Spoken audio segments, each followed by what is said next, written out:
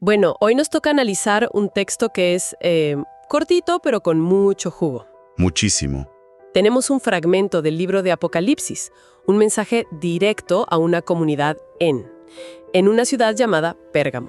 Pero esto no es solo un análisis bíblico. No, para nada. Pensemos en esto como si hubiéramos interceptado un correo antiquísimo, una carta enviada a un grupo en plena crisis. Está lleno de códigos, de referencias internas, y nuestra misión hoy es descifrarlo. Exacto. ¿Cuál era el verdadero peligro que enfrentaban? ¿Era la amenaza externa o algo mucho más sutil que estaba creciendo desde adentro? Es un gran planteamiento, porque la tensión está ahí desde la primera frase. El mensaje no empieza con un «queridos amigos», para nada. No. Empieza con una declaración de poder. El que tiene la espada aguda de 2 filos dice esto. La imagen es potentísima. Sí, es muy fuerte. Esa espada, en este tipo de literatura, casi siempre lo presenta la palabra de Dios. O sea, algo que corta, que separa la verdad de la mentira, que juzga. No hay medias tintas. Claro. Quien habla se presenta con una autoridad absoluta, capaz de ver la realidad con una claridad total. Y para que entendamos la presión que vivía esta gente, Pérgamo no era una ciudad cualquiera. No, para nada. Era un centro neurálgico del Imperio Romano en Asia. Tenía una biblioteca gigantesca que competía con la de Alejandría y un altar monumental a Zeus, tan impresionante que algunos historiadores creen que es a lo que el texto se refiere con el trono de Satanás. Es muy probable. Y más importante aún, era un centro del culto al emperador. Negarse a participar en eso no era solo una ofensa religiosa. No era traición política. Era un acto de traición política. Era como negarse a jurar lealtad a la bandera en un régimen totalitario. Exacto. Y es ese contexto el que hace que lo que viene después sea tan impactante. Después de esa presentación tan intimidante con la espada, el mensaje dice: yo conozco tus obras y dónde moras. Donde está el trono de Satanás. Y fíjate, no es una acusación, es un reconocimiento. Ajá. Es un sé lo difícil que es. Sé que viven, literalmente, en el cuartel general del enemigo. Y justo después de reconocer esa dificultad extrema, viene el elogio. Un elogio que, con ese contexto que mencionas, suena casi heroico. Totalmente. Pero retienes mi nombre y no has negado mi fe. Y para que no quede ninguna duda de que esto no es una lucha teórica, pones sobre la mesa un nombre propio. Sí. Ni aun en los días en que Antipas, mi testigo fiel, fue muerto entre vosotros, donde mora Satanás. Le pone rostro. Le pone rostro y nombre al sufrimiento. La fidelidad de esta gente llegó a costar vidas. Alguien, Antipas, fue ejecutado por mantenerse firme. Y lo fascinante es cómo el texto insiste en la dificultad del entorno. No lo dice una vez. Lo dice 2 veces. Lo dice 2. Primero, donde está el trono de Satanás. Y luego repite, donde mora Satanás. El autor quiere que quede grabado a fuego que esta gente no está fallando en un examen fácil. Claro. Están resistiendo en el epicentro de la presión cultural, política y espiritual. Por eso la fidelidad de la que habla no es una cuestión de ir a un servicio el domingo. No, es de la vida diaria. Es una resistencia diaria, constante y, como demuestra el caso de Antipas, potencialmente letal. Hasta aquí parece que les van a dar una medalla al valor. Soportaron la persecución. Vieron morir a uno de los suyos en circunstancias terribles. Uno esperaría que el mensaje terminara ahí, ¿no? Con una palmada en la espalda. Sí, sería lo lógico. Pero entonces el tono cambia 180 grados con una sola palabra.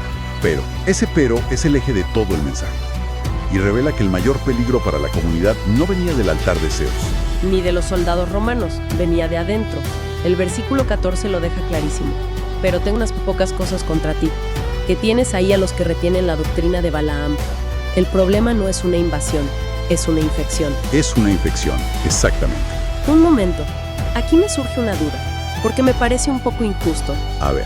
Se les felicita por ser fieles hasta la muerte, pero se les critica duramente por tener ahí a algunos miembros con ideas distintas. Es una buena pregunta. Se les pide que sean mártires y además policías internos. Esa es la tensión central, y es una pregunta, increíblemente relevante hoy en día. Fíjate que el texto no dice, tú te has vuelto como Balaam. No, dice, tú toleras. Dice, tú toleras a los que siguen esa doctrina. El problema no es la creencia de todos, sino la pasividad del grupo ante ideas que, según el autor, socavan su propia identidad. Claro, y el texto nos explica qué es esa doctrina de Balaam. Enseñar a poner tropiezo, a comer de cosas sacrificadas a los ídolos y a cometer fornicación, que traducido a un lenguaje menos simbólico suena Integrarse demasiado. a bajar la guardia. Exactamente. La doctrina de Balaam es, en esencia, la justificación teológica del donde fueres haz lo que vieres, pero llevado a un extremo peligroso. Ya, Es la idea de que para encajar, para tener éxito en los negocios, para no meterte en problemas, puedes diluir un poco tus principios, puedes ceder un poco. puedes ir a los banquetes en los templos paganos, que eran el centro de la vida social y comercial, y participar sin más. Es un dilema increíblemente moderno, ¿no? Totalmente. ¿Cuánto te adaptas a la cultura de una empresa o de un grupo social antes de perder aquello que te define? Es la justificación para vivir con un pie en cada mundo. Y eso es mucho más aterrador, ¿no? Porque un enemigo externo como la persecución une al grupo, le da un propósito común. Claro, Pero un problema interno, una idea que dice, relájense, no hay para tanto, lo puede fracturar por completo. De hecho, el texto menciona una segunda fractura. ¿sí? Y también tienes a los que retienen la doctrina de los nicolaitas, la que yo aborrezco. Ni siquiera se molesta en explicarla, lo que sugiere que todos sabían perfectamente de qué hablaba. Precisamente. Que no la explique significa que era un problema conocido y candente. No sabemos con certeza qué enseñaban, pero el punto es el mismo. Era otra forma de compromiso, otra justificación. Otra justificación para difuminar las fronteras entre sus creencias y la cultura dominante. Y la crítica central del mensaje es a la comunidad por permitir que esas ideas echen raíces en su seno.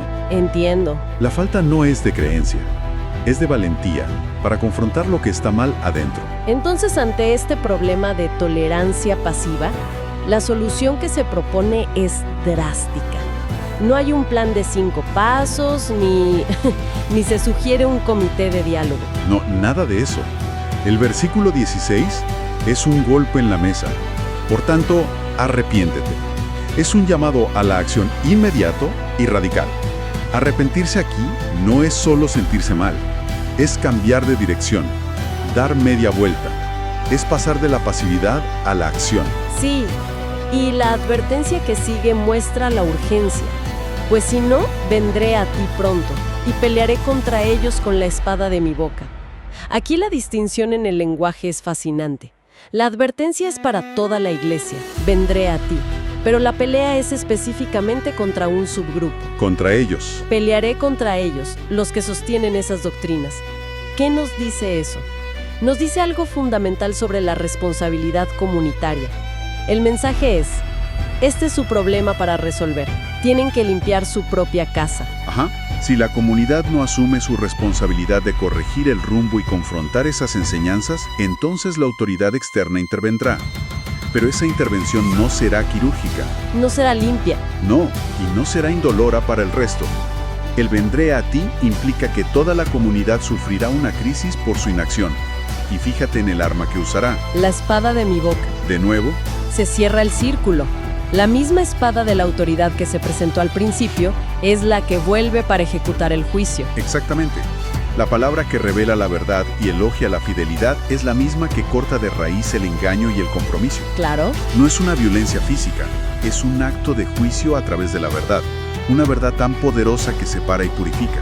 Es un recordatorio de que la misma herramienta que construye también puede demoler. Y como es habitual en estos mensajes, después del palo viene la zanahoria. Sí, El texto termina con una promesa, pero no es para todo el grupo, sino para el que venciere. Es individual, para quien persevere. Y es una promesa doble, muy poética. muy poética, sí. La primera parte es, daré a comer del maná escondido. Pensemos en el contraste. ¿Cuál era la tentación principal? Comer comida de banquetes paganos, cosas sacrificadas a los ídolos, para encajar socialmente. Claro, la comida pública. Es un alimento público contaminado, un símbolo de compromiso. La promesa es el antídoto perfecto. Frente a ese alimento público y comprometido, se ofrece el maná escondido, un alimento secreto, un alimento celestial, puro, secreto, que viene directamente de Dios. Es una promesa de sustento espiritual íntimo y verdadero, que satisface de una forma que ningún banquete social podría jamás igualar. Es decirle al creyente, no necesitas su comida basura para sobrevivir. Yo tengo para ti el verdadero alimento del alma. Y luego la segunda parte de la promesa. Una piedrecita blanca y en la piedrecita escrito un nombre nuevo, el cual ninguno conoce sino aquel que lo recibe. Honestamente, si no supiera que este es un texto antiguo, suena como algo sacado de una novela de fantasía. Mi primera reacción es que es un código secreto, como una contraseña para entrar a un club exclusivo. ¿Voy por buen camino? Vas por un camino excelente, porque la idea de exclusividad y pertenencia es central.